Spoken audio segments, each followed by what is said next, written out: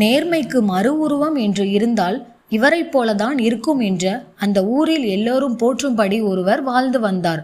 லஞ்சங்கள் தலை விரித்து ஆடும் ஒரு உயர்ந்த பதவியில் இருந்த போதும் தன் உழைப்பு இல்லாமல் வருகின்ற 1 ரூபாய் கூட தொட்டு பார்க்காதவர்.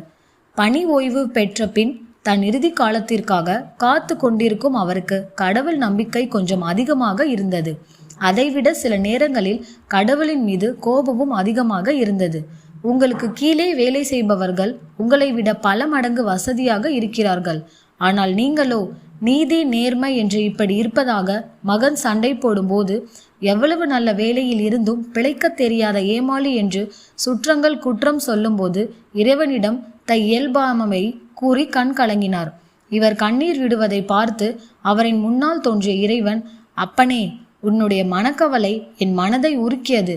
உன் கேள்வி என்னவென்று கேள், உனக்கு நான் பதில் தருகிறேன் என்று இறைவன் கேட்க, இறைவா, தப்பான வழிகளில் குறுக்கு வழிகளில் தங்கள் வாழ்க்கை வாழ்பவர்கள் நன்றாகத்தான் இருக்கிறார்கள்.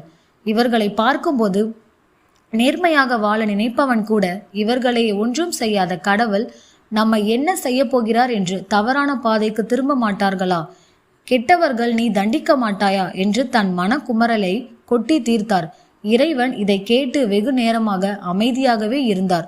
பின்னர் ஒரு முடிவுக்கு வந்தவராக, சரி, நீ நாளை ஊரின் எல்லைக்கு இருக்கும் காட்டிற்கு வா, உனக்கு நான் அங்கு பதில் தருகிறேன் என்று கூறிவிட்டு அங்கிருந்து மாயமானார்.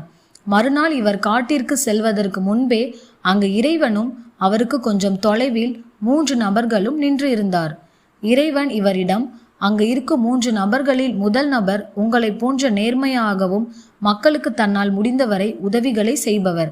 2வது நபர் சூழ்நிலைக்கு தகுந்தவாறு நன்மைகளையும் தீமைகளையும் செய்து கொண்டு வாழ்பவர், அதாவது பாவ புண்ணியங்களை சரிசமமாக செய்பவர்.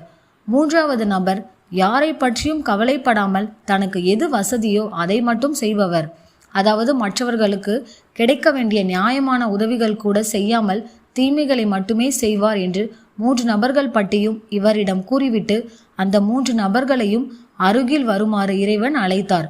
அருகில் வந்தவர்களிடம், இங்கு தேவையான அளவு கூடைகளும் தண்ணீரும் இருக்கிறது. நீங்கள் ஒவ்வொருவரும் ஒரு நபருக்கு 15 நாட்களுக்கு தேவையான பழங்கள், கிழங்குகள் என்று இந்த காட்டில் கிடைக்கும் அனைத்து உணவுப் பொருட்களையும் சேகரித்து கொள்ளலாம். சூரியன் மறைவதற்குள் நீங்கள் சேகரிக்கும் உணவுப் பொருட்களை சிறையில் இருக்கும் 3 நபர்களுக்கு கொடுக்கப்படும். அதை போலவே நீங்கள் சேகரிக்கும் பொருட்கள் எவ்வளவு என்று நான் கணக்கு காட்டவோ அல்லது சோதனையிடவோ செய்ய மாட்டேன் என்று கூறிவிட்டு அவர்களை காட்டிற்குள் அனுப்பி வைத்தார். 3 நபரோ யாரோ உண்ணும்போது உணவுதானே என்று எண்ணாமல் நல்ல கனிகளையும் 15 நாட்களும் தாங்கள் வகையில் பாதி காயாக இருக்கும் கனிகளையும் தேடி தேடி சேகரித்தார்கள். கிழங்குகள், முந்திரி கொட்டைகள் என்று உடலுக்கு சக்தி தரக்கூடியவை எல்லாவற்றையும் சேகரித்தான். 2வது நபர், இதை நாம் உண்ணப்போவதில்லை என்று பாதி பழங்களையும் கொஞ்சம் கிழங்குகளையும் சேகரித்தான். சேதமடைந்த எளிதாக கிடைக்கக்கூடிய உணவுகளை மட்டும் அதிகமாக சேகரித்தான்.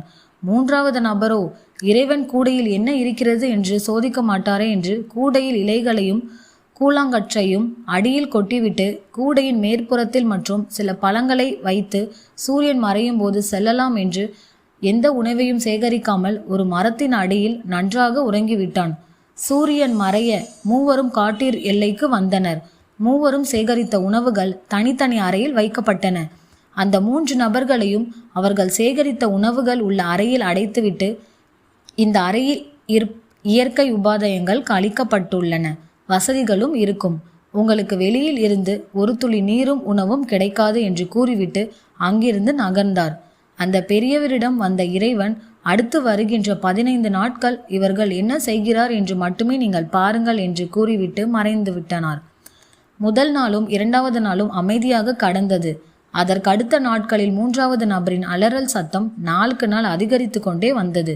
வசதியாகவே இருந்து பழகியவர் இப்போது உண்ண உணவு இல்லாமல் குடிக்க நீர் இல்லாமல் கதறி துடித்தார். 2வது நபரோ 1 வாரம் எப்படியோ சமாளித்து விட்டார். அதன் பிறகு தான் சேகரித்த பழங்களில் உள்ள கொட்டைகளையும் அதன் பருப்புகளையும் உண்டு சமாளித்து கொண்டு இருந்தான். ஆனாலும் சில நாட்களிலே என்னை மன்னித்து வெளியே விடுங்கள் என்று கற்றிக்கொண்டே இருந்தான். முதல் நபரோ எந்த சலனமும் இல்லாமல் அமைதியாக இருந்தான். அவன் அறையில் இருந்து எந்த அலறல் சத்தமும் கேட்கவில்லை. 15 நாட்கள் முடிந்ததும் அந்த பெரியவர் அழைத்து கொன்று அந்த 3 நபர்களையும் பார்க்க இறைவனிடம் வந்தார். முதல் நபர் எவ்வித பிரச்சனை இல்லாமல் நல்ல பழங்களையும் கிழங்குகளையும் உண்டு ஆரோக்கியமாக வெளியில் வந்தான். இரண்டாவது நபரோ கெட்டுப்போன உணவுகளை உண்டு உடல்நலை பாதிக்கப்பட்டு உடலில் குணப்படுத்த முடியாத நோய்களுடன் வெளியே வந்தான். மூன்றாவது நபரோ யாரோ தானே உண்ணப்போகிறார் என்று இலைகளையும் கூழாங்கற்களையும் சேகரித்ததால் உண்ண எதுவும் இல்லாமல் இலைகளை உண்டு குடிக்க நீர் இல்லாமல் உயிரை இழந்தான். இப்போது பெரியவரை பார்த்து இறைவன் சொன்னார், அப்பனே, இப்போது புரிகிறதா? இவர்கள் சேகரித்த உணவுகள்தான் மனிதர்கள் வாழும் காலத்தில் சேகரிக்கும் பாவ புண்ணியங்கள். அவர்கள் எதை சேமிக்கிறார்களோ அவர்கள் அதை தான் அனுபவிப்பார்கள். உப்பை தின்றவன் தண்ணீர் குடித்தே ஆக வேண்டும். அவனவன் செய்த பாவங்களுக்கான தண்டனைகள் அவனா கண்டிப்பாக அனுபவிக்க வேண்டும். அரசன் அன்று கொள்வான், தெய்வம் நின்று கொள்ளும். பாவம் செய்தவர்கள்தான் நிச்சயம் கொள்வேன், அதில் எந்த மாற்றமும் இருக்காது. ஆனால் அதற்கு சிறிது காலம் அவர்களுக்கு அவகாசம் கொடுப்பேனே தவிர கொள்வது மட்டும் நிச்சயம் என்று சத்தமாக சிரித்தபடியே இறைவன் கொஞ்சம் கொஞ்சமாக மறையத் தொடங்கினான். தான் எவ்வளவு புனிதமான வாழ்க்கையை வாழ்ந்திருக்கிறோம் என்று மனநிறைவுடன் தன் வீட்டை நோக்கி அந்த பெரியவர் உற்சாகமாக நடக்கத் தொடங்கினார்.